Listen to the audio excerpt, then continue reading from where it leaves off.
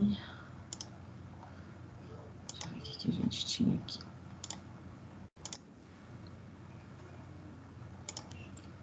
Deixa eu fechar o WhatsApp, senão ele não vai colaborar conosco. Aqui, ok.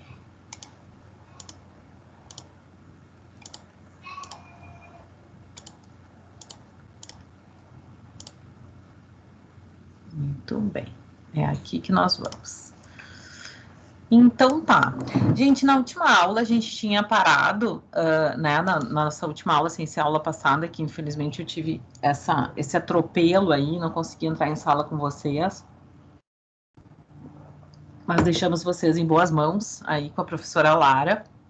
E aí hoje a gente vai dar uma recuperada nisso para a gente poder se organizar. Então a gente tinha parado falando um pouquinho sobre um dos exemplos dos tipos ideais, né? Vocês vão lembrar que a gente falou sobre a questão da cordialidade do brasileiro, da busca por uma caracterização específica da identidade social do brasileiro, e aí traçamos um pouco isso, né, para que a gente pudesse conversar um pouco sobre essa estruturação.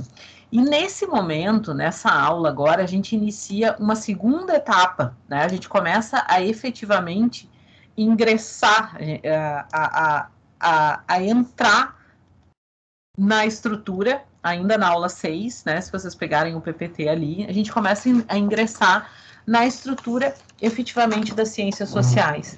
Então, na verdade, quando a gente inicia, quando a gente inaugura a unidade 2, a gente começa efetivamente a aplicar, de certa forma, ou entender, começar a entender como se vai aplicar a estruturação que nós vimos quando nós falamos sobre o objeto das ciências sociais, sobre as peculiaridades do método das ciências sociais e, consequentemente, sobre essa própria estruturação. Então, vejam que a gente passa para uma segunda grande etapa, né? A gente começa a olhar e a entender esse objeto. Antes a gente estava construindo e entendendo por que as ciências sociais vão ter um objeto diferenciado, que nada mais é do que a estruturação da sociedade, né? E nesse momento a gente começa a entender como é que vai funcionar essa visão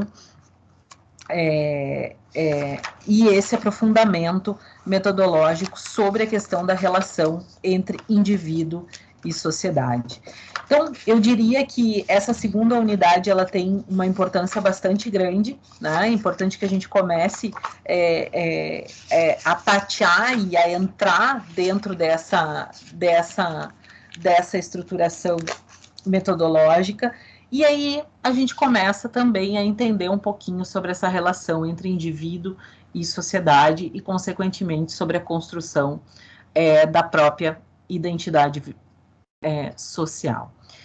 Vejam que na aula passada também a gente indicou, então, e falou, né, deixei para vocês lá no Moodle esse trecho do Príncipe, né, desse texto trabalhado por Maquiavel, né? Nós chegamos a comentar de maneira muito breve, né, falando um pouquinho sobre a ideia que Maquiavel vai trazer sobre a ideia de trajetória pessoal e tempo histórico, e, consequentemente, a gente começa falando um pouquinho dele e um pouquinho desse texto que aparece aí para nós.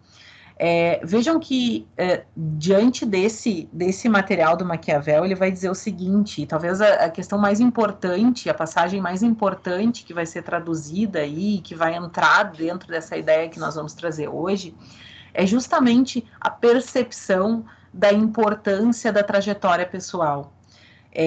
A gente começa a entender e começa a relacionar a ideia de sociedade e de indivíduos em interação, lembram, né, que nós falamos que a construção do objeto das ciências sociais está intimamente ligada com a ideia daquilo que os indivíduos fazem, daquilo que os indivíduos processam dentro de uma sociedade quando eles estão em interação, né? E essa interação, ela vai aparecer de maneira muito marcante quando a gente falar na ideia da compreensão da trajetória pessoal, mas não só dela, minha gente, né, da trajetória pessoal em um tempo histórico. E aí a gente vai remeter de novo para a unidade 1, quando a gente falou que a sociologia, que as ciências sociais nada mais são do que uma ciência contextual, né? Uma ciência que precisa se recorrer da historicidade, que precisa se socorrer da sociedade em que ela está inserida. E justamente isso que vai aparecer nessa passagem do Maquiavel, porque ele vai dizer o seguinte, olha, a vida nada mais é do que o resultado da fortuna, seja que são, né, os fenômenos que não vão depender da nossa vontade e da virtude, né? Então, esses dois grandes pontos, né, ou seja, virtude num sentido de habilidades, virtude num sentido daquilo que a gente tem de melhor, que a gente entrega de melhor para o mundo, né, e que nós fazemos através da nossa vontade, do nosso livre-arbítrio, das nossas escolhas. Então, Maquiavel vai trazer essa ideia tanto de fortuna quanto da virtu, né, ou da virtude, no sentido do livre-arbítrio, porque ele vai dizer o seguinte, olha, nós somos metade aquilo que nos acontece, porque há uma sorte, porque é contextual, porque faz parte do local, do lugar, do momento em que nós nascemos, e de outro lado, nós temos metade, né, não que seja 50-50, mas dentro dessa ideia, nós temos uma outra metade que vai fazer parte daquilo que a gente escolhe, daquilo que a gente busca, daquilo que a gente faz. Então, Maquiavel, quando faz isso, ele traz justamente um questionamento para a gente começar a pensar e para a gente começar a entender um pouquinho dessa percepção, que vai fazer com que, e esse é um sociólogo brasileiro, Gilberto Velho, mas baseado nisso, ele vai começar a pensar a ideia, antropólogo, desculpe, ele vai começar a pensar a ideia de campos de possibilidades, ou seja, a noção de se imaginar, eu querendo tomar o café e falar ao mesmo tempo não dá certo, mas a noção de se imaginar quais são os campos de possibilidades que são trazidos pelo estar em sociedade, né, pelo estar dentro de uma estrutura social, que podem vir a ser trazidos para o indivíduo. Então, vejam, gente, olha o desafio, vamos lá, né, olha o grande desafio que a gente vai ter dentro das ciências sociais para a gente pensar nessa estruturação. Vamos lá, venham comigo, tá? Importante. A gente sabe que as ciências sociais vai ter, então, por objeto a estrutura social e a ideia e a construção social feita por indivíduos em interação. A gente sabe também que é praticamente impossível imaginar um método de pesquisa, um método de investigação científica que consiga traduzir todos toda a identidade, tudo aquilo que vem forjar um determinado indivíduo, né? Na verdade, a gente não consegue fazer isso de maneira individualizada. Imagine se nós formos estudar todas as ações, todos os movimentos em sociedade dos indivíduos. Impossível, né? E com isso, gente, a gente encontra um desafio. Por quê? Porque a gente sabe que essa estruturação, especialmente quando a gente vai falar de identidade social, ela tem que partir das individualidades, ela tem que partir do estudo dessas pessoas, ou seja, desses indivíduos em interação. Só que como é que a gente faz isso, né? Como é que a gente vai pensar? Uma das formas a gente trouxe lá quando falamos da estrutura dos tipos ideais, né? Falando lá na estruturação de Weber. Mas, se a gente for imaginar hoje, né, para a gente pensar numa identidade social, para a gente entender um pouquinho dessa aproximação, como é que a gente vai fazer isso? E aí é que entra esses dois grandes conceitos trazidos, então, por Gilberto Velho, porque ele vai dizer assim, olha, os projetos individuais, né, entendidos como ações ou objetivos que são traduzidos, que são pensados por cada pessoa, eles são formulados dentro de um campo de possibilidade. O que que isso significa dizer? Olha lá, o indivíduo, ele enxerga dentro da estrutura social, dentro da estrutura histórica e cultural em que ele está inserido, e dentro dela, ele vai fazer os seus projetos. Ele vai pensar na sua trajetória, ele vai estruturar as suas trajetórias. E aí Gilberto Velho vai dizer o seguinte, cara, pensa, entendeu? Pensa, a gente diz isso no nosso dia a dia, a gente não diz assim, o menino que tem menos condições socioeconômicas vai fazer escolhas diferentes do que daqui a pouco aquele indivíduo que tem maiores condições socioeconômicas. Por vezes a gente se pega dizendo isso, não é?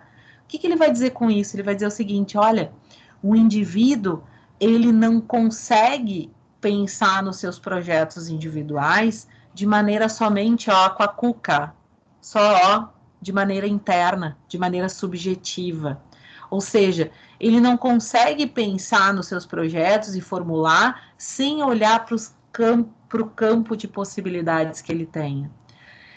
O que ele quer dizer com isso, gente? Ele quer dizer, olha, essa racionalidade, essa ideia de se pensar na estruturação dos projetos individuais, elas levam e têm que levar em conta aquilo que está em aberto, aquilo que foi proposto, aquilo que foi trazido, né? Então, na verdade, ele vai usar, e ele usa essa expressão, dizendo que o campo de possibilidades nada mais é do que uma moldura dentro da qual se conformam diferentes identidades, porque ele está dizendo assim, olha, as trajetórias individuais, elas não são fruto somente dos projetos pessoais, ou seja, eu tenho um projeto pessoal de ser, sei lá, ministra do STF, né?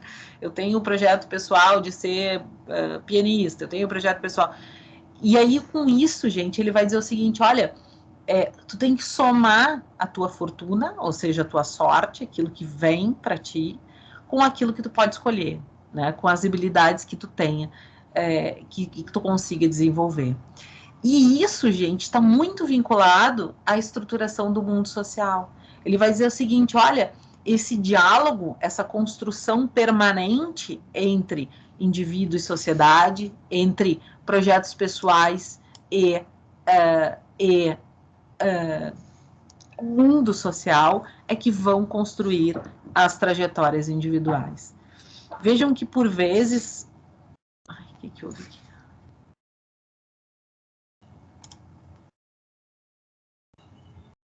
Oi, Karine, diga. Desculpa aí que eu não enxergava aqui. Não, tranquilo. Eu posso citar como exemplo, dentro dessa sua fala, a introdução das ações afirmativas, tipo cotas nas universidades. Se não houvesse essa introdução das ações afirmativas, por mais que as pessoas, né, com menor poder aquisitivo, ou então questão racial, quisesse, né, cursar uma faculdade, ou seja, tem um sonho, né, mas se não tivesse essa formulação política, né, talvez o resultado que nós tivemos nos últimos anos, né, de ampliação do acesso à atividade acadêmica não fosse possibilitado. Então, ou seja, aí a gente vê o encontro da questão pessoal com a questão do contexto social, né? Eu posso colocar isso como exemplo, então? Deve. Excelente, Karine. Olha só, tu trazes, na verdade, as ações afirmativas, o que elas querem, né? O que elas querem, né? O que elas sugerem, para que elas servem? Elas servem para concretizar um primado constitucional, que é a ideia de igualdade material. O que a Karine está trazendo? Ela disse, olha, se eu estou imaginando que as minhas, né, se a gente está trabalhando no sentido de que as individualidades, que as trajetórias individuais, elas são fruto também da relação com o mundo social, ou seja, com as estruturas, eu preciso que o mundo social altere as suas estruturas, ou seja, altere a sua forma de pensar para que eu consiga mudar trajetórias pessoais. É exatamente isso. Esse é um exemplo digamos assim, de equalização, né, no sentido de concretização dos direitos fundamentais. Então, na verdade, se a gente imaginar, e a gente vai ver que existem vários sociólogos que vão falar isso, né, a gente já até comentou isso em aulas anteriores, mas que vão falar que a estrutura social tem uma relação forte nas trajetórias pessoais, e isso em maior ou menor medida, dependendo da escola que a gente for, teórica que a gente for imaginar, isso faz muito sentido, porque na verdade as ações afirmativas e a introdução do sistema de cotas, a própria questão da mudança dos critérios de inclusão nas universidades, a estruturação do Enem, enfim, foram mudanças radicais. Hoje, para nós, talvez, sejam alterações que já fazem parte do nosso cotidiano, né? A gente já sabe que existem essas possibilidades, mas eu, por exemplo, que ingressei na universidade numa época que isso não existia, né? Uma época que mal se falava em exame nacional do ensino médio, enfim, não se falava nessa possibilidade, né? E na possibilidade de ampliação de acesso à educação superior, enfim, isso não existia, isso era algo não pensado como política pública, como foi a partir da introdução dessas novas políticas, não me repetindo, né? Mas não sequer pensado naquela época, né? Se fazia isso de maneira, olha, a depender das possibilidades ou de questões das próprias instituições universitárias. Muito, muito, muito bem pensado. Muito, muito bem pensado.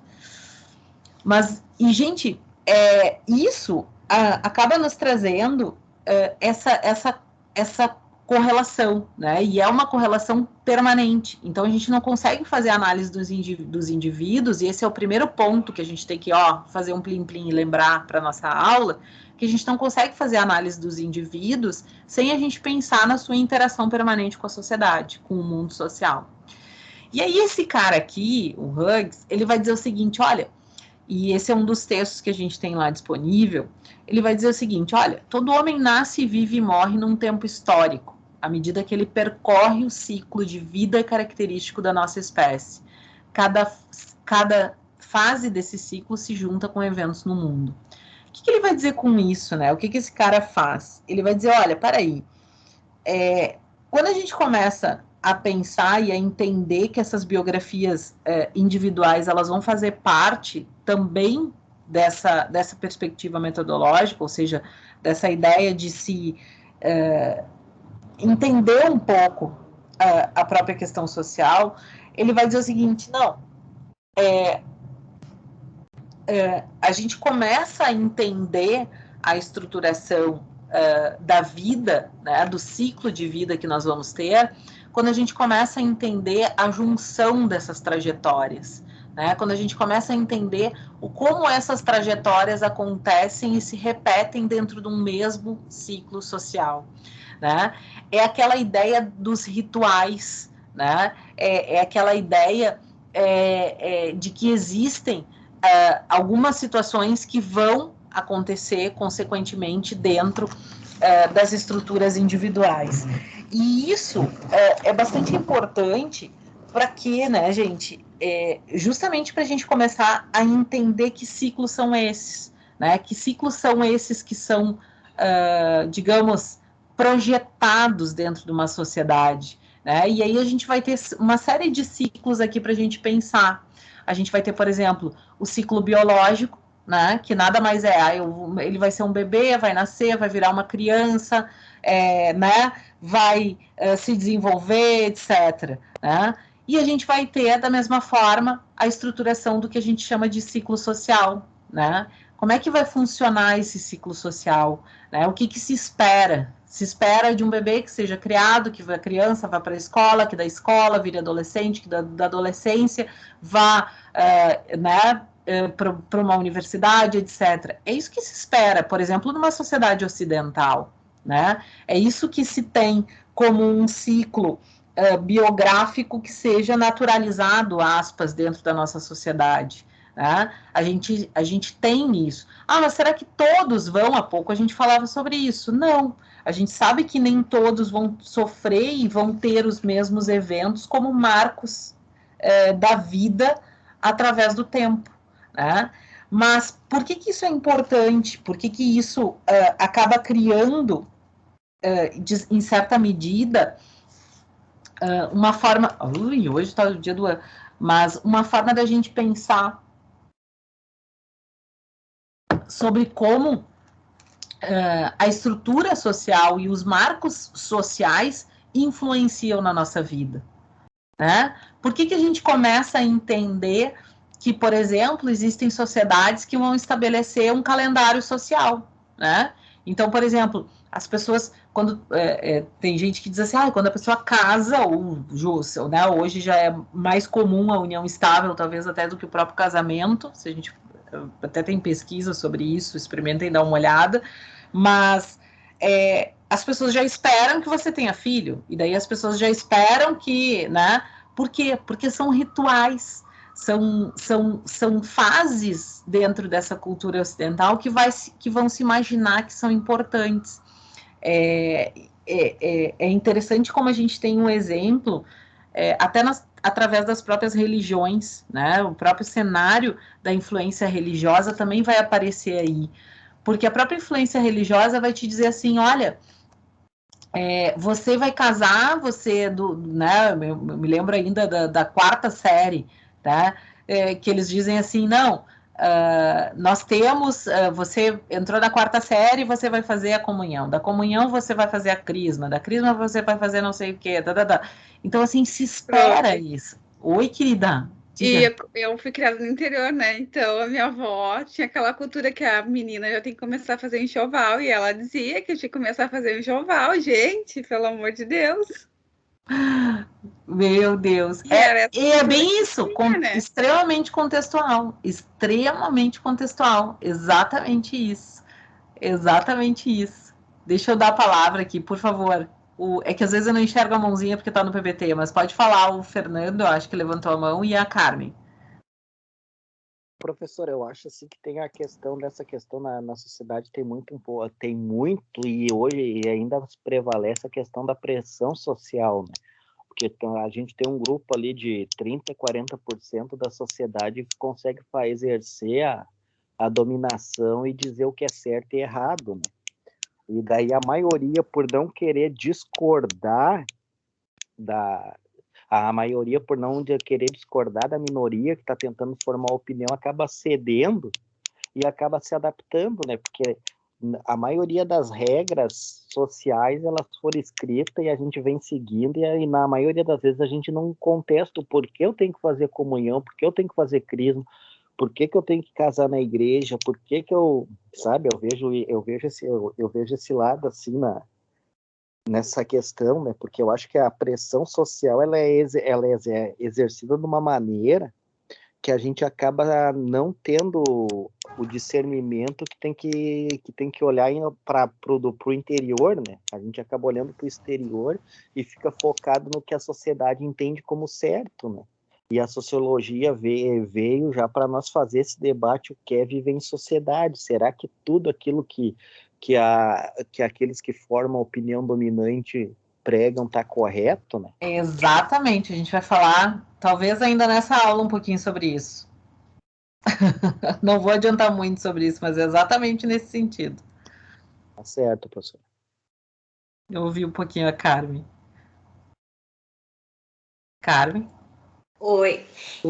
Eu fico com a impressão, né, por diferentes razões, seja econômicas ou, enfim, a libertação em relação à religião, né, que os rituais foram se abrandando, vamos dizer, que a sociedade foi abrindo mão de muitos rituais e daqui a pouco a gente está cada vez uma sociedade menos ritualística, né?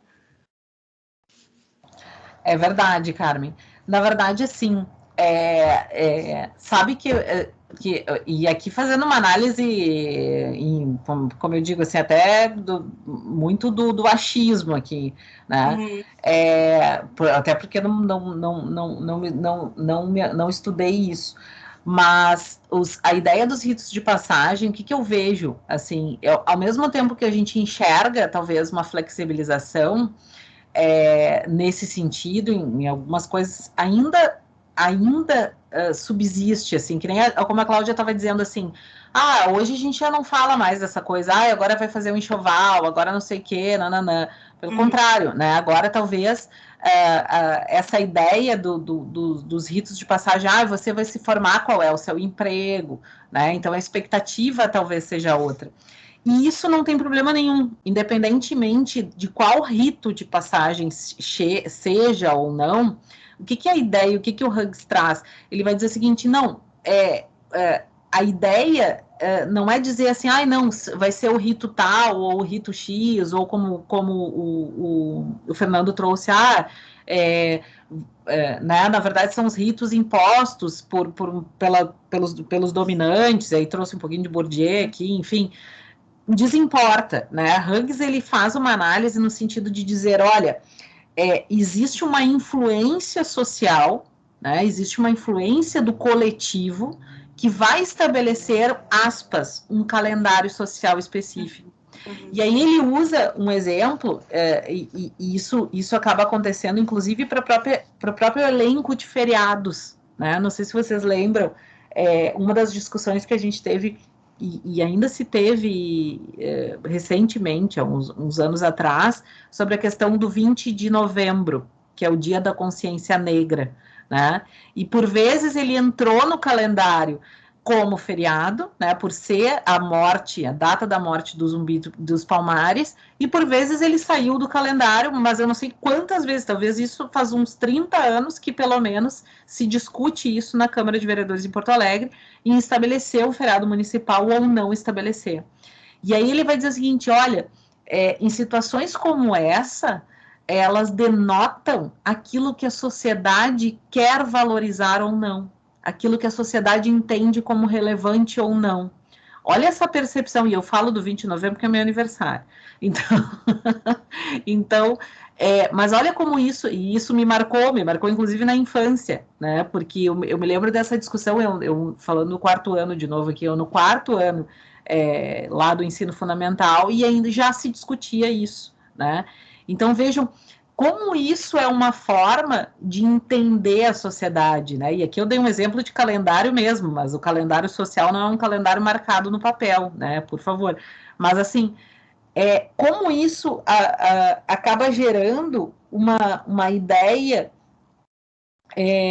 de que há um ciclo coletivo, algo que seja importante e que nada mais do que uma estruturação de vida em sociedade. Então, esses marcos, essa estruturação, essa expressão, né, trazida por Hughes, ele começa a fazer com que a gente comece a refletir sobre a influência disso nas trajetórias pessoais.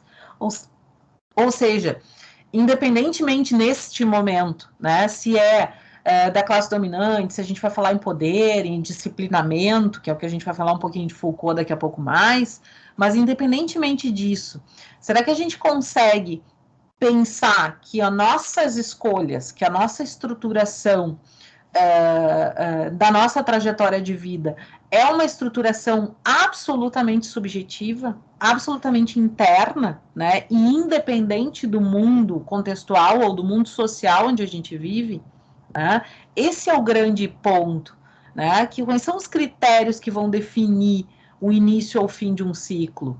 Né? Será que só o critério biológico, por exemplo, define a vida adulta? Né? Professor, diga.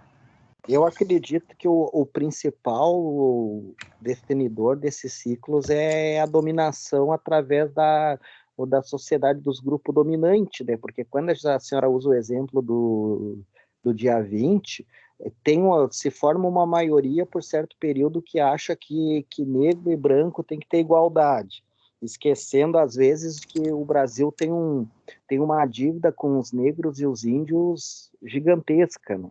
A gente vê o discurso de igualdade, algumas pessoas dizem, não, porque para que ter dia da consciência negra se não tem o dia da consciência alemã, e como exemplo, né? E daí, como tem eu vejo que tem esse ciclo de mudança, principalmente na mudança política atual, as pessoas vão mudando os ciclos e se tem esse debate, né? E daí eu queria lembrar um fato assim que me chocou muito. Alguns anos atrás, o Jair Bolsonaro ele pegou e disse para Preta, eu acho que foi para Preta Gil, que ele não discutiria promiscuidade com ela quando perguntado como é que ele ia reagir se um filho dele namorasse uma negra, né? A gente vê que o ciclo que vai definindo a estrutura da sociedade hoje, ainda nos últimos 100 anos, está sendo a dominação política, né? Não tem um viés diferente, né? Perfeito. Gente, então, nesse primeiro momento, como eu disse, Fernando, de novo, tá? Não, eu entendo o que tu está dizendo, a gente vai conversar sobre isso, tá? Mas, assim, só para a gente não avançar, só para a gente entender do que a gente está trazendo, tá? Esses rituais coletivos, então, eles vão fazer parte de uma ideia de compartilhamento entre os indivíduos, ou seja, aquilo que eles vão compartilhar como sendo algo que faz parte desse tecido social, né, que é importante para esse tecido social, né, e que vai fazer parte desses movimentos que a gente vai ter aí.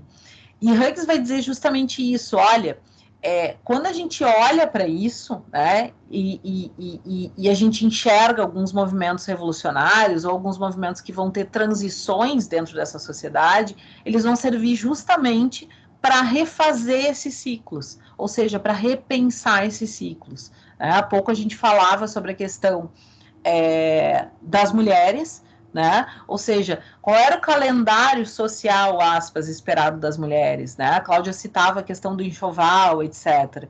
Né? Então, a gente passa por um processo, né, de revolução, ou seja, de se repensar nessas estruturas e se repensar nessas inflexões que nós vamos ter dentro da estrutura social.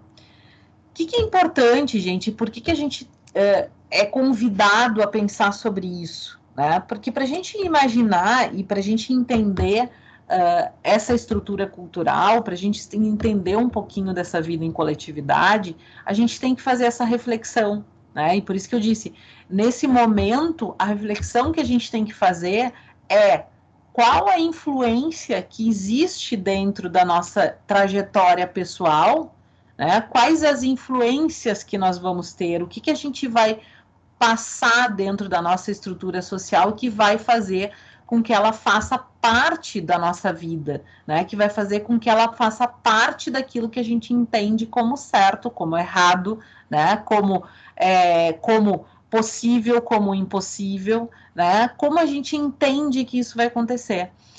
E esse é o primeiro ponto. E o segundo, né, que é bastante importante, o quanto essas fases e esses marcos da vida social, eles podem mudar, né? Há pouco o Fernando falava em dominação, enfim, como eu disse, a gente vai tratar da questão do disciplinamento. Mas nesse primeiro momento, gente, eu quero que vocês foquem nisso. Vamos pensar, né, o quanto a gente sofreu transformações. Há pouco a Carmen dizia, olha, os rituais de passagem já não são mais os mesmos, né? Talvez a valorização desses rituais religiosos não sejam mais os mesmos, mas são outros.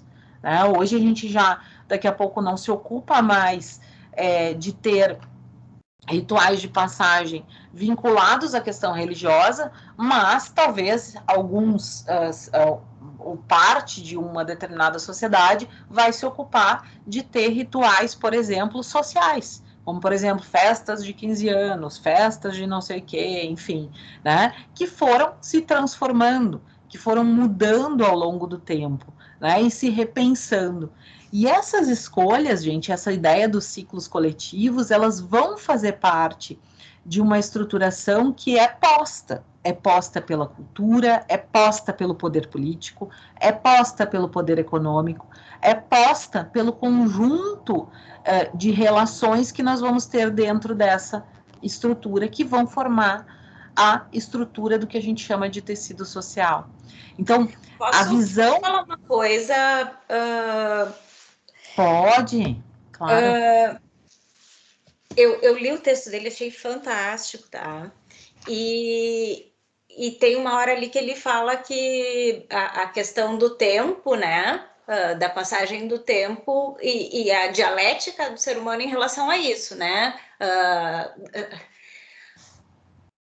E aí, o que eu fiquei vendo assim, como é que isso vai gerar a doença da alma de cada momento, de cada sociedade em cada tempo, certo? A forma como o homem se relaciona com o tempo, certo?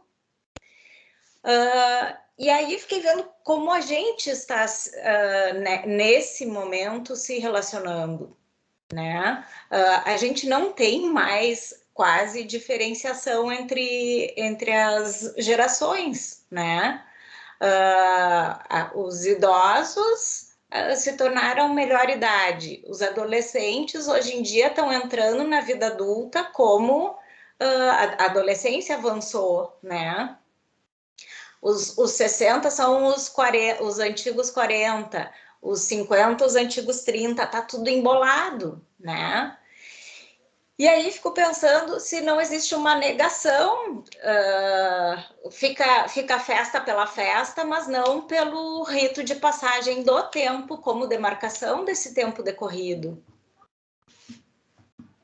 Porque, na verdade, a gente está o tempo todo negando, né? A passagem do tempo. Enfim, viajei. Não, é um ponto de vista, fiquei pensando, não sei se a gente nega ou se a gente altera esse ciclo, né? Não sei, até pessoalmente, assim, eu acho que talvez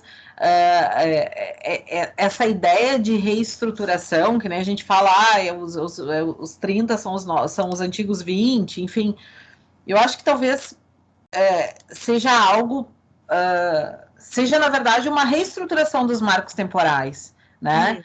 É claro que a gente está imaginando uma estrutura cultural, uma estrutura temporal, né, histórica, por isso a historicidade, mas é claro também que as coisas se transformaram também nesse sentido, e isso é possível, não há problema, né? Eu estou citando a parte ruim da história, claro que tem a boa, né? Mas nesse momento é para fazer a crítica mesmo, entendeu? Sim. Que eu fiz o comentário. Sim, não te entendi, no sentido de embolar, mas talvez eu não tenha entendido. No então. sentido de ter flexibilizado, portanto, os ritos de passagem como demarcação da passagem do tempo. Por exemplo, isso que o colega estava falando, rito de passagem, festa de 15 anos, né? Perdeu o sentido, né? Não é por aí mais. Te entendi. Né? Agora eu te entendi. Os ritos como marcação do tempo, né? Da idade, não perdeu o sentido. Oi, boa noite, prof. Oi, boa noite. Diga. Eu posso dar minha opinião? Claro. Eu entrei um pouco atrasada, mas assim, eu peguei um assunto, assim, eu escutei ela falando, né, a respeito que os adolescentes, né, estão tendo mais vida de adulto, mas, tipo assim, o que eu penso, né, eu trabalho com festas há 20 anos, eu tenho casa de festas, né, e eu vou te falar uma coisa, a gente pensa que não tem mais esses rituais, mas eu fazia festa antes da pandemia. Tem muita menina que ainda sonha com os 15 anos, com aquela festa tradicional, entendeu? Então, assim, eu acho que isso depende muito das famílias, né? Porque tem famílias que parcelam para a gente fazer a festa de 15 anos, sabe? E também eu acho que antigamente as meninas, os adolescentes também tinham essa vida de adulta, porque tinha a minha mãe, por exemplo, casou com 16 anos, sabe? Eu casei com 16 anos, entendeu? Então, eu acho que isso depende muito da família, da criação, não sei explicar, sabe? Até porque eu entrei na aula agora, mas eu só estou citando, assim, que existe muitas pessoas que nem a gente acha, não tem casamento, sabe? vai na igreja, tu não encontra data, porque quando eu fazia os eventos, a gente ia nas igrejas e não tinha data. Então, eu acho que talvez é o mundo que a gente vê, parece que nada está funcionando, que ninguém mais faz festa de 15 anos, né? Que não tem mais esse sonho, mas eu, assim, de 20 anos de experiência, eu te digo que esse sonho ainda continua, sabe? Gurias, olha só. Mas eu posso dar um ponto de vista entre meio termo entre as duas. Claro. Eu acho que hoje em dia se faz festa, mas por aquela cultura de, tipo, status fazer a festa. Mas eu acho que a colega, acho que foi a Carmen, né, que falou antes da questão do tempo, é que antigamente se faziam as festas de 15 anos, no caso das mulheres, para entregar a mulher ao mundo como mulher. Ah, sim, isso hoje tem não razão. tem mais hoje em isso. Dia, era uma apresentação à sociedade, né? Exatamente. Né? Exato. Trocar o sapato, né? Trocar a boneca pelo sapato, sabe? Eu faço festas 20 anos. Aí hoje em dia tem muitas que nem querem mais fazer esse negócio de entrar, né? E é super importante a discussão. Professora, Oi, diga. Tipo, agora vocês falando nisso e coisa e tal. Eu conheço um monte.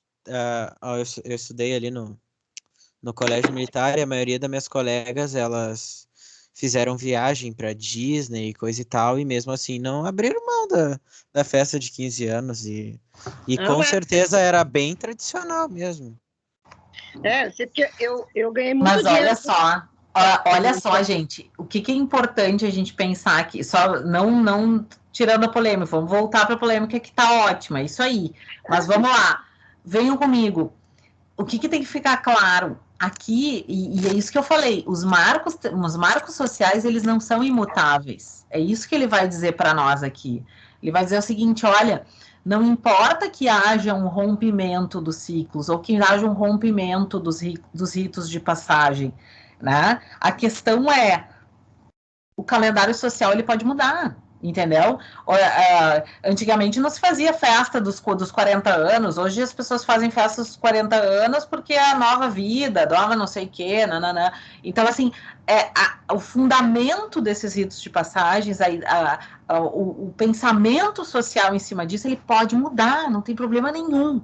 E justamente a propositura da discussão, e é isso que a gente se propôs aqui, é justamente para a gente pensar nisso, né? Quais são os rituais de passagem que ainda existem na nossa sociedade, né? Quais são os rituais que ainda são postos, né?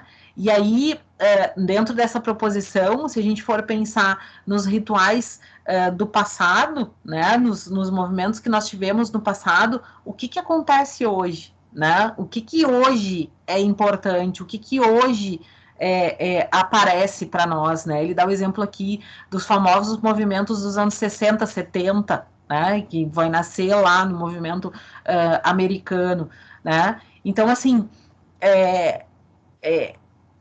o quanto esses ritos, eles também vão se transformar, e esse é o ponto, né? Talvez a Carmen, quando trouxe assim, mas os ritos de passagem não são mais os mesmos, porque o tempo influencia. Sim, é justamente isso que a gente tem que entender.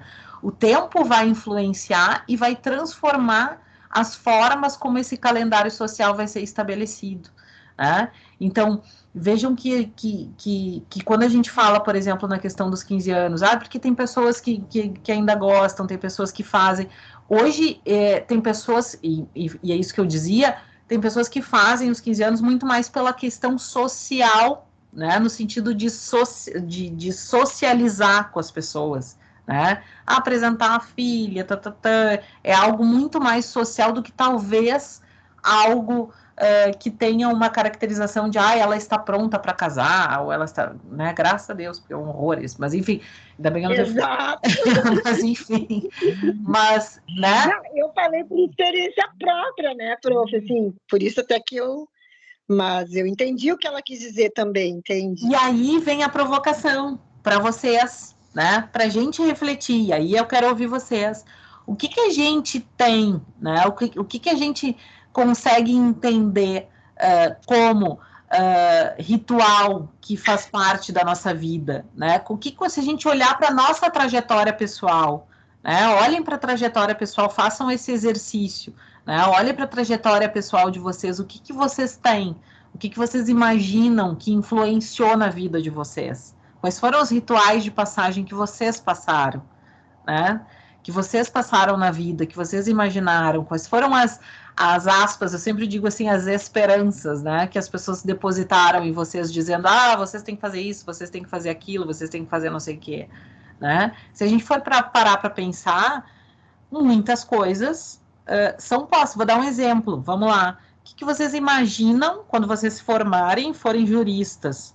Qual é a forma de vestir do jurista? Quem é que me ajuda? Olha, eu acho que até outro dia estava discutindo isso na TV, né? De uma advogada, a ex-mulher do cara que morreu ali, que ela foi com um degotão, assim, um decote, sabe? Eu acho que para tudo a gente tem que ter um estilo, né? Para isso existem vários estilos de roupas, né? Então eu jamais vou ir com decote num fórum para uma audiência, né? Eu acho que tudo tem que ter um perfil. Eu penso assim, né? A minha opinião. Mais? E os administradores? Essa fala da Luciana. Hoje mesmo, o Tribunal de Justiça liberou um ofício, uma ordem de serviço, né, regulamentando os trajes para servidores, visitantes, público externo, né? Como você deve, se você estiver de tal forma, se você estiver vestido de camisa de time, partido político, mini saia, mini blusa, você não vai adentrar no prédio. Se você estiver numa audiência, né, estiver para ser intimado uma audiência, estiver de chinelo, você não vai entrar também. Aí eu conversando com a minha magistrada, eu coloquei, mas a impressão que me dá, assim, é que o tribunal e outros órgãos públicos vivem em outra realidade, né? O nosso público lá, vou dar um exemplo bem, as pessoas que vão lá no quarto juizado da infância são pessoas humildes, são pessoas que não têm dinheiro nem para o transporte. E cansei de ver pessoal chegando lá de chinelo, com roupa suja. Então, assim, como é que tu vai no caso, tentar vedar a passagem dele, né, a entrada dele, né? É um ritual, é claro, porque é um ambiente público, porque tem juízes, tem magistrados, mas também tem o outro lado, né? Aí a gente ficou uma discussão no grupo ali, que confusão que não vai dar isso. Viu isso? Não, olha só, e nem foi combinado, hein? Vamos lá. Quem é que me ajuda? Que roupa vocês vão botar? Eu acho que a gente. A roupa aqui. Não só. Vejam que há um tempo atrás não se admitia, por exemplo, em audiência, os escritórios de advocacia, vou dizer há uns 20 anos, mas eles não admitiam que se utilizasse unhas, por exemplo, hoje eu tô com a minha unha tá horrível, mas preta. Não se admitia. Tu não podia usar azul, não sei o quê, neon. Mas em muitos lugares ainda não pode. Vermelho ou branco. Ambiente hospitalar não pode usar unha colorida. Ô, professora, esse ano ainda a Brigada Militar liberou para as mulheres esse usarem outra cor. Isso mesmo. Olha isso. No Palácio da Alvorada, se eu não me engano, tu vai fazer visita guiada, assim, tipo, de turismo mesmo. Eu estive lá, minha irmã mora lá, né, em Brasília, e meu cunhado queria me levar para eu conhecer e tal, e ele falou, tá, mas não pode de bermuda, não pode isso, não pode aquilo, não pode aquele outro. Só que aí agora, com a função da pandemia, estava fechado, então a gente acabou não indo por causa disso. Aí ele começou a me dizer, porque não pode esse tipo de vestimenta, tem que ser calça comprida, sapato fechado, enfim, né? Padrão aí que eles estipularam. Isso aí. E isso, gente... Teve um caso emblemático também de um advogado que foi numa audiência, estava sem gravata. O juiz não quis fazer audiência por esse motivo. E saiu na mídia isso, inclusive, né? Esses dias, um advogado também, audiência virtual, não sei se foi no tribunal ou uma vara ali do primeiro grau, fez audiência e com certeza foi para provocar sem camisa. Sem camisa. Então, assim, eu não consegui imaginar, né? Consegui imaginar a cena, mas foi real, né? Então, olha, vai dar muito pano para manga isso. Exatamente. E aí a gente começa a pensar nisso, né, gente? Então, na verdade, assim, tu vê, na nossa profissão, ou na profissão, até os colegas da administração também, que não os excluindo, né, mas trazendo a questão dos juristas, porque é algo bastante emblemático, a gente tem isso, a gente já tem aspas, né, um dress code que nada mais é do que um ciclo coletivo, ou seja, aquilo que se espera da nossa carreira, da nossa estrutura, né? E assim é nas demais situações da vida, né? Então vejam o quanto isso muda com o passar do tempo, né? Isso vai se flexibilizar ou se enrijecer, isso a depender, né? Mas o quanto isso vai ser também uma forma de se ter, como se diz, né, o status quo, né? Então isso foi imposto. Quando a gente fala, por exemplo, nessa questão dos famosos anos 60, né, com a ideia de contracultura, de bater contra isso, né, e depois os movimentos sociais que nós tivemos, como o movimento hippie, por exemplo, aquilo ali era justamente para romper, né? Era justamente para pensar e para imaginar, não, eu preciso romper com isso não é mais possível, né? A gente não tem como pensar isso de uma outra forma. Só que o que a gente começa a pensar, bom, mas o quanto a trajetória, e aí isso que eu quero que vocês levem dessa primeira parte da aula, é esse o ponto que eu quero que vocês levem, mas o quanto as trajetórias pessoais são influenciadas pela questão contextual, né? Ou seja, pela cultura, pela historicidade, pelo tempo, por aquilo que está, pela sociedade em que ele está inserido. Então a gente não tem uma escolha subjetiva. Aí a gente volta para o índio lá no início, que a gente conversou lá nas nossas primeiras aulas, né? As escolhas, os projetos, a carreira, né? A estruturação da trajetória de vida deles, com certeza não será a mesma da estruturação, por exemplo, nossa, né? Então, nós temos que levar em conta isso, né? A gente tem essa expectativa. E o direito é bastante engraçado, eu digo, né? Vou usar essa expressão, mas por quê? Porque a gente tem ritos, por exemplo, existia um rito que vocês talvez não viveram por conta de que também se perdeu, mas na minha época, o dia do pendura, que era o dia do advogado, que era o 11 de agosto, gente, era dia do pendura mesmo, vocês não têm noção, né? A gente ia para o bar, para o restaurante, enfim, e né? Isso não existe mais. Não pagava a conta, entendeu? Quando for a nossa vez, não tem mais. Exatamente, chegou na vez de vocês, não tem mais essa conversa. E tava tudo bem, né? E se fazia uma festa, e se fazia tudo. A mesma coisa os trotes da faculdade, né? Isso praticamente não se tem mais. Na minha época, teve casos extremos, e teve inclusive um caso na faculdade de medicina, no mesmo ano que eu ingressei, que o indivíduo acabou falecendo, enfim, teve toda uma repercussão, mas nós tivemos trote, né? Era comum, era um rito de passagem ingressar na faculdade e ter o trote, tinta, pedir dinheiro na esquina, tudo isso, entendeu? Então são coisas pequenas, né? Mas que já são coisas tradicionais, né? São coisas que... Ô, professor, Diga. A minha prima, ela estudou no IF, né? E eu lembro que, tipo, as gurias tinham um rito de passagem quando entrava e os guris tinham outro.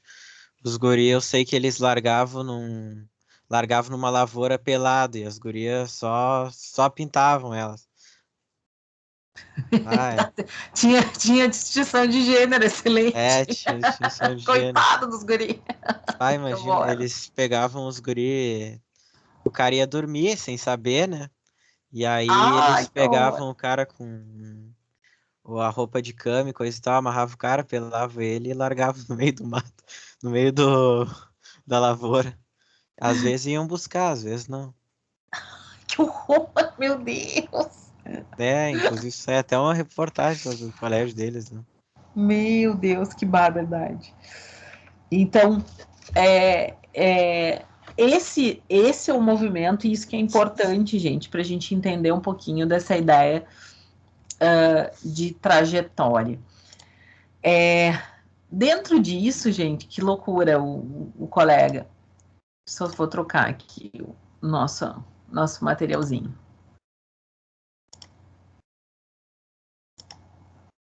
Vamos lá. E que loucura, né? A gente poderia ficar uma aula inteira falando sobre isso. E com certeza não seria suficiente. Ah, meu Deus. Deixa eu ligar isso na tomada. É verdade. Peraí. Nem vi que eu não tinha ligado na tomada a bateria aqui do computador. Agora deu. Gente, nesse ponto, e isso é bastante importante, a gente vai começar a pensar e a entender um pouquinho, e eu digo para vocês que esse é um dos pontos mais importantes, talvez, não só de hoje, né, mas da própria estrutura das nossas aulas, mas a gente vai começar a entender um pouquinho essa ideia de processo de socialização, tá?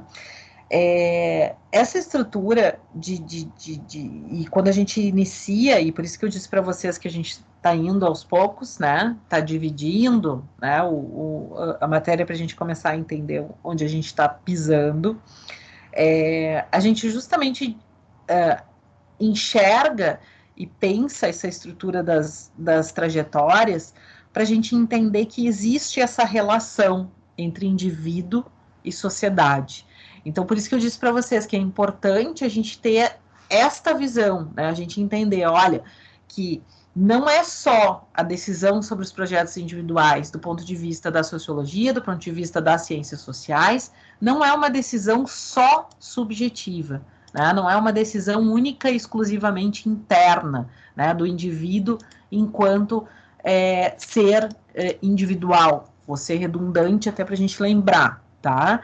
Mas é uma decisão que vai ser influenciada pelo mundo social, vai ser uma decisão dialética, vai ser uma decisão influenciada permanentemente, né? Influência recíproca permanente, né? Então, é como se ele se conversasse, né, o tempo todo, indivíduo e sociedade. E para a gente entender isso, para a gente analisar esse universo, e a partir disso, na verdade, a gente começa a entender como se forma essa identidade. Ou seja, eu já entendi que a trajetória pessoal do indivíduo é influenciada pelo mundo social. Ok, prof, tudo bem.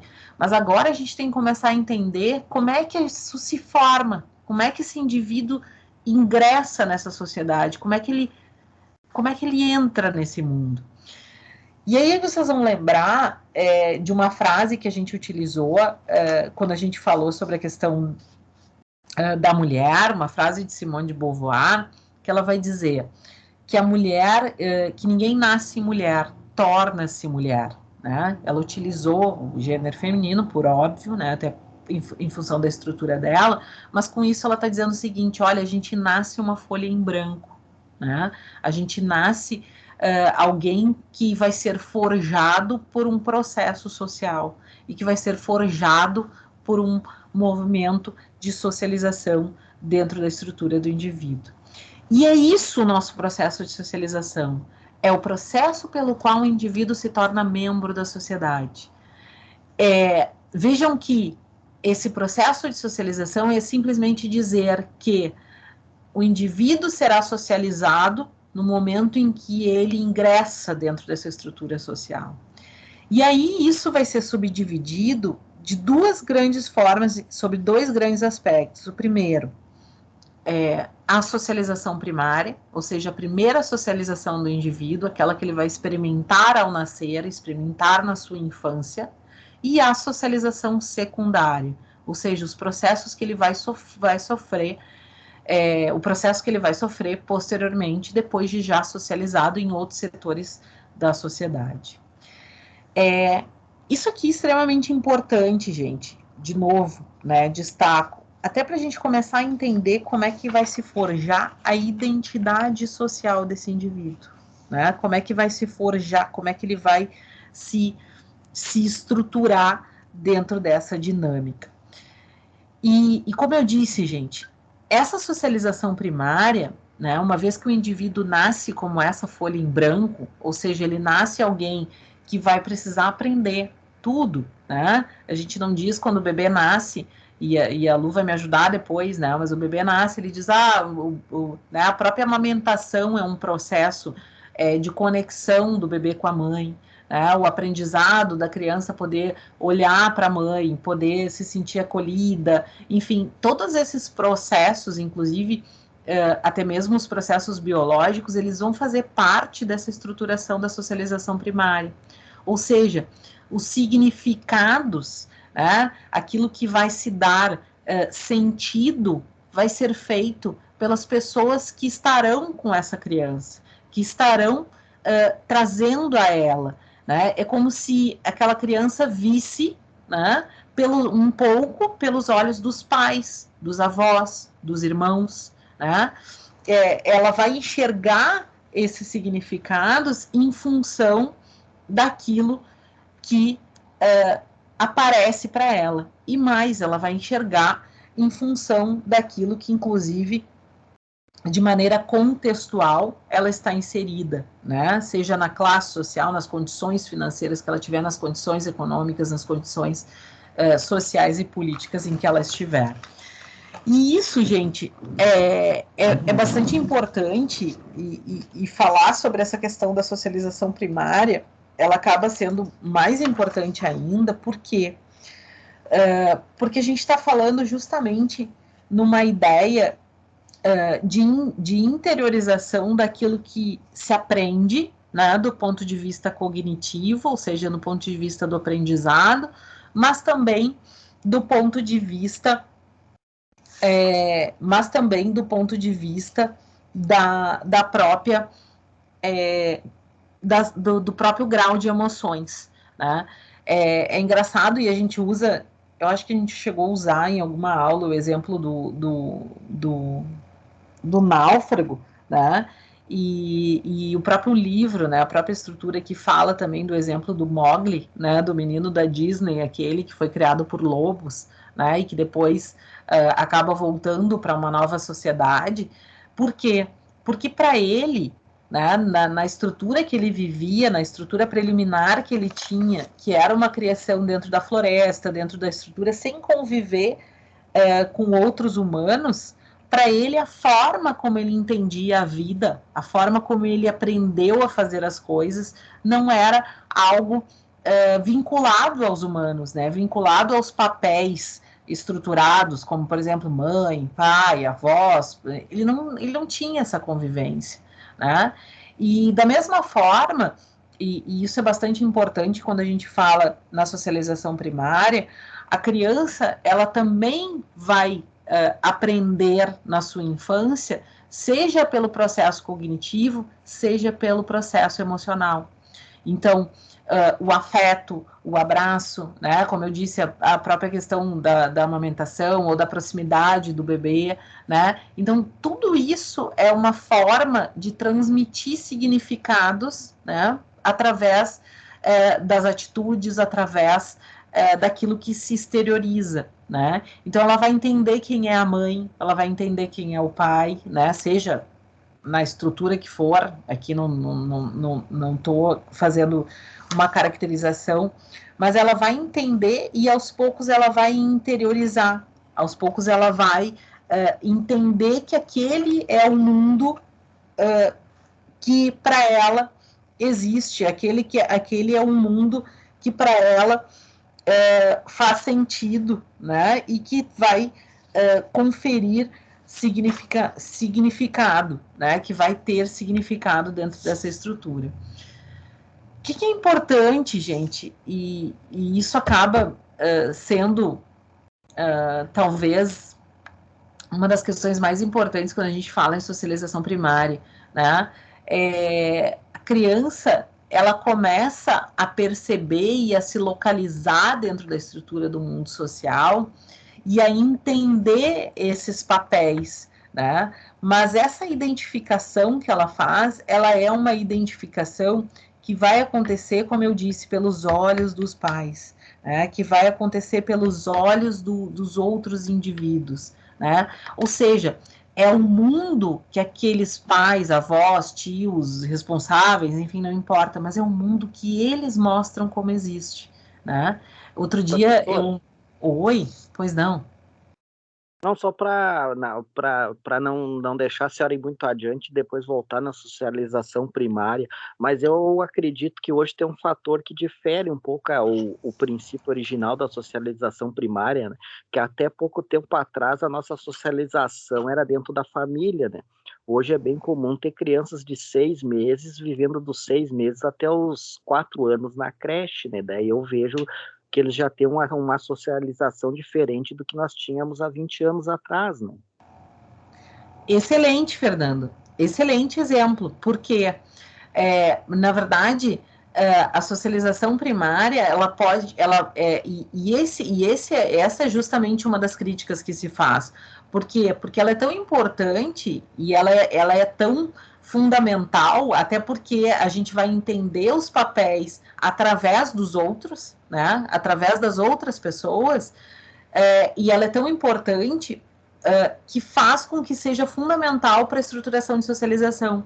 Um exemplo que a gente tem, e talvez até seja bastante elucidativo, né, para a gente pensar.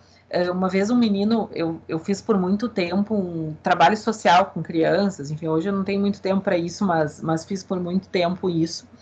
E uma vez nós fomos numa instituição, um abrigo, né, de acolhimento de meninos e meninas que estão em processo de adoção, mas que ainda não foram adotados, enfim, meninos órfãos. E nós fomos conversar com eles, etc. E um menino disse assim, prof, eu disse, você gosta de ir na escola? Daí ele disse, eu até gosto, agora eu gosto, porque agora eu entendo. Aí eu disse, como assim tu entende? Ele disse, não, porque antes eu não sabia o que era dia, o que era noite. Eu não sabia se escola devia ser de manhã ou se devia ser de tarde. Eu não sabia se escola devia ser de noite. Eu só sabia que a minha mãe trabalhava. Eu disse, mas a tua mãe trabalhava de dia? Não, eu não sabia. Eu sabia que ela trabalhava porque ela entrava, batia a porta, saía, batia a porta. Então, vejam, é algo tão fundamental, né? E às vezes a gente pensa assim, a criança, não, mas a criança sabe. O menino já tem 10 anos, ele sabe fazer isso. Ele sabe aquilo. Não. O aprendizado nesse processo e essa interação com o mundo social, ela é dada pelas pessoas que estão junto, que estão ali, né? Claro, eu falei mães, pais, avós, mas pode ser outras pessoas, ou pode não ser ninguém, né? Então, vejam, a importância dessa socialização primária é justamente no sentido, ou pode se ter mãe, pai, etc., e não se ter essas significações, enfim, não se conseguir dar sentido para as coisas. Né? Exatamente. Né? Exatamente. Não tinha comunicação, né? E aí a gente começa a pensar, e isso é bastante importante, gente, porque essa socialização primária, ela vai fazer parte da construção da identidade dessa criança, né? desse menino, dessa menina, né? Então, isso vai fazer parte da estrutura deles. Eu vou dar um exemplo meu, assim, de vida, assim. Outro dia, a professora me ligou, enfim, a professora do meu filho mais velho, ele tem quase 10 anos, e ela disse, pois ele às vezes esquece o caderno, eles não sei o que, não se organiza, papapá. Aí um dia eu cheguei para ele, meu filho, mas toda hora eu te digo que tu tem que te organizar, né? E a gente diz, né, mãe adora dizer isso, tem que te organizar, né? Aí eu comecei a me dar conta, mas qual foi o dia que eu parei e expliquei para ele como ele vai se organizar? Qual foi o dia que eu disse para ele que os livros têm que ser assim, que os cadernos têm que ser ali, que ele tem que fazer isso, que ele tem que fazer aquilo, né? Então, assim, são coisas pequenas ou podem ter uma proporção maior, mas a ideia de se dar significado é pelos nossos olhos, né? É a mesma coisa, eu brinco, eu não posso falar muito porque estamos online, né, sobre questões políticas, mas aqui em casa a gente discute muito política, é uma coisa meio normal, assim, assistir o jornal, conversar, falar algumas coisas, e até porque eu acabo convivendo também nesse meio, e E o meu filho mais velho, ele tem o hábito de trazer isso, né? Por vezes de conversar e dizer, porque tal coisa, etc. Só que, claro, os significados que ele dá para isso também são significados que passam por aquilo que a gente traz para ele, né? Que a gente entende, com os olhos que a gente entende do mundo. Né? E isso é socialização primária. Na verdade, tu tem um indivíduo que vai se apropriar de um mundo, né? Vai se apropriar através de outras pessoas, através de outros, de outras pessoas que lhe conferem significado. E isso, gente, e como eu disse, é um processo que vai acontecer entre sociedade, entre pensamento subjetivo, é bastante importante para que a gente comece a entender a formação dessa consciência, né, e dessa concepção de mundo da própria criança. E essa interiorização, aquilo que ele vai perceber, aquilo que ele vai entender, né, dentro desse movimento, ele vai começar a marcar, né, a interiorizar, a fazer com que faça parte daquilo que ele entende ou daquilo que ele percebe como um mundo. E é engraçado que essa socialização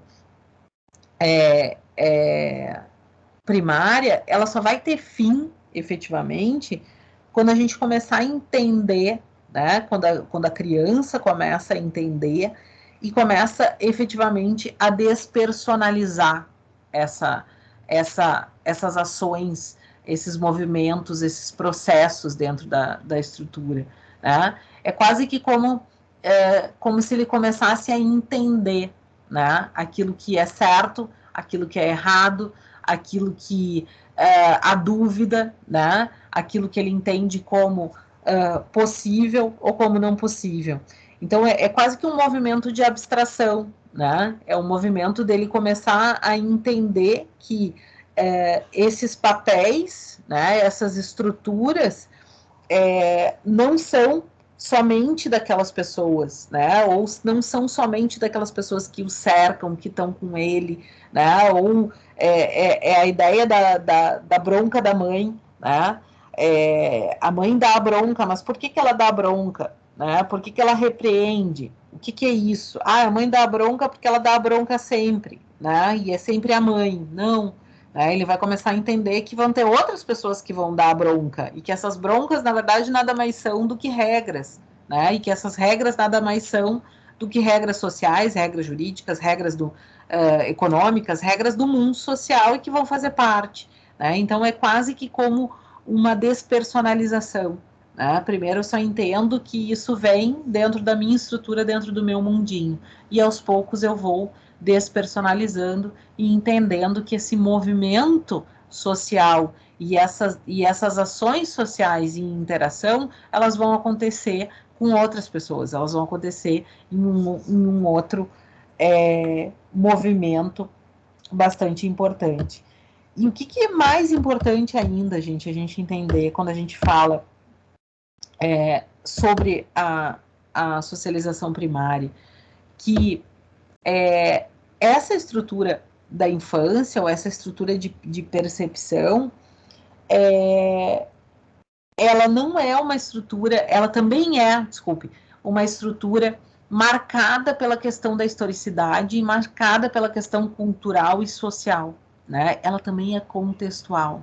Ou seja, a gente não vai ter a mesma percepção de cultura ou a mesma ou a gente vai conferir o mesmo significado na socialização primária num lugar ou no outro. Né? Eu vou usar até o exemplo da Cláudia aqui, né, contando a forma como se criava lá as crianças, né, no interior e a forma como se cria, por exemplo, em lugares, né, em centros urbanos maiores. Eu vou me permitir que a gente veja um videozinho, se pudermos aqui, só porque é bastante interessante. Não sei se chegaram a ver, porque estava disponível já, mas vou dividir com vocês aqui para a gente dar uma olhada. Deixa eu só tirar aqui.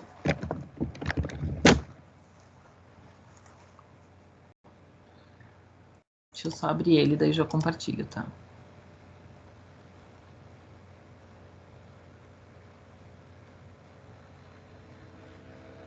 Que isso?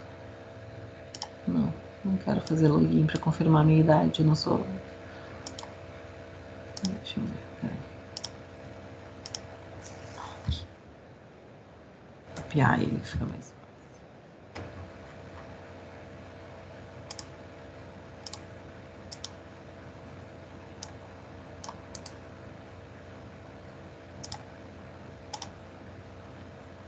Nossa, aqui.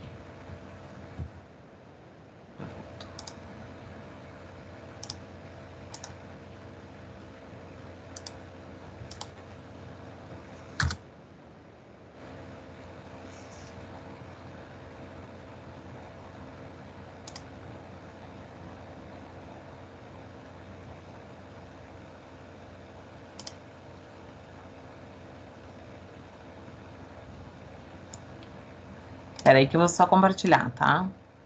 Ai, por que que tá fechado isso, é?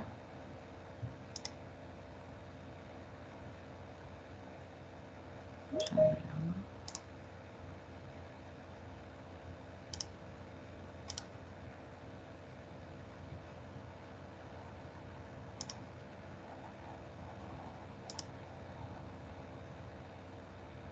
Acho que agora vai, gente. Espera aí.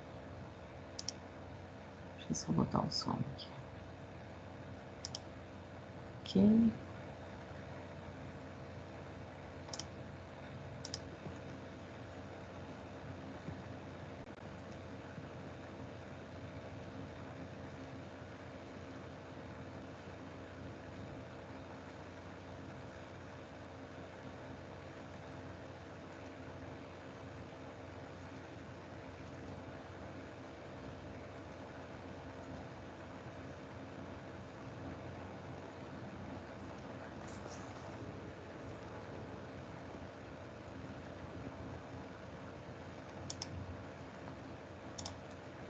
O que que eu fiz? Não tirei, né?